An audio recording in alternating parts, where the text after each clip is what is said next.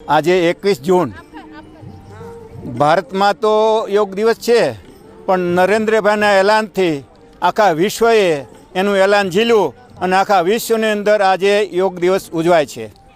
મિત્રો, યોગ દિવસથી સમાજ જીવનમાં અને આપણા જીવનમાં અનેક ઘણા ફાયદા થાય છે. શરીર તંદુરસ્ત રહે, મન સ્વસ્થ રહે અને વિચારો શુદ્ધ અને સાત્વિક ને પોઝિટિવ રહે છે.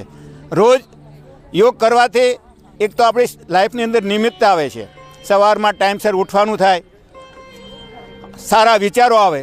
જે માણસ વહેલો ઉઠતો હોય છે એના વિચારો હંમેશા પોઝિટિવ આવતા હોય છે અને સમાજ માટે, અડોશ માટે, પડોશ માટે ચિંતા કરતો હોય છે.